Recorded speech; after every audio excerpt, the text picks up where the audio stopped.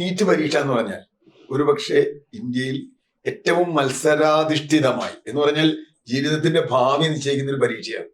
സാധാരണ പരീക്ഷ ഇപ്പൊ IAS ആണെങ്കിൽ നമുക്ക് രണ്ടാമത് എഴുതാം, മൂന്നാമത് എഴുതി. ഇത് പലരും ഒന്നാമത് എഴുതി, രണ്ടാമത് എഴുതി, മൂന്നാമത്തെ ട്രയൽ, ഫസ്റ്റ് ബാച്ച് പോയി, സെക്കൻഡ് ബാച്ച് പോയി. അപ്പോ അതാണ് ഒന്നാമത്തെ പ്രശ്നം. ജീവിതം ഇതാണ് ജീവിതം എന്ന് തീരുമാനിച്ച് കുട്ടികൾ സ്കൂളിലെ തലം മുതൽ പഠിച്ചു വരുന്നൊരു പരീക്ഷയാണ് നീറ്റ്.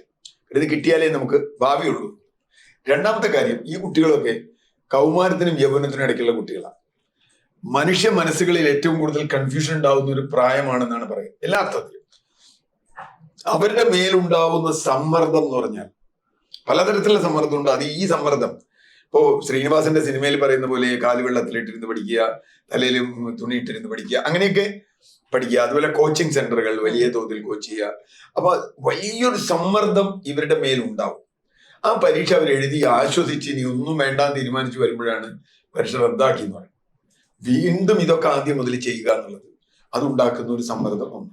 രണ്ട്, ഇതുണ്ടാക്കുന്ന സാമ്പത്തിക സമ്മർദ്ദം അത്ര ചെറുതല്ല.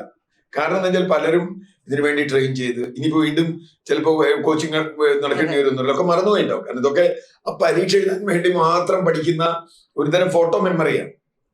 കുട്ടികളൊക്കെ ഫോട്ടോ മെമ്മറിയിലാണ് പഠിക്കുന്നത്. അപ്പൊ അത് പോയി. അപ്പൊ ഇനി വീണ്ടും ട്രെയിൻ വേണം, ട്രെയിനിങ് എല്ലാം വേണ്ടി വരും. വീണ്ടും കുട്ടികൾ ഇത് വീണ്ടും പഠിക്കണം. രക്ഷിതാക്കൾക്ക് ഇവരെയും കൊണ്ട് ആദ്യം പോകണം. അപ്പൊ ഇതിന്റെയൊക്കെ വലിയൊരു ചെലവ്, വലിയൊരു നഷ്ടം 25-24 ലക്ഷം കുട്ടികളുടെ കുടുംബങ്ങൾക്ക് ഉണ്ടാവുന്നുണ്ട്. ഇത് വലിയൊരു ഇതൊരു നഷ്ടം തന്നെയാണ്. കാരണം അവരുടെ എഫർട്ട് വേറെ. ഞാൻ പറഞ്ഞ എന്റെ കുട്ടിക്ക് വേണ്ടി ഞാൻ 4 ദിവസം നടന്നാൽ അത് വലിയൊരു അതിന്റെ വില കണക്കാക്കേണ്ടെന്നൊക്കെയാണ്. പക്ഷെ ആ കുട്ടിയും രക്ഷിതാവും ചെലവാക്കുന്ന പണം കൂടി എടുത്താൽ ഇത് വളരെ കൂടുതലാണ്.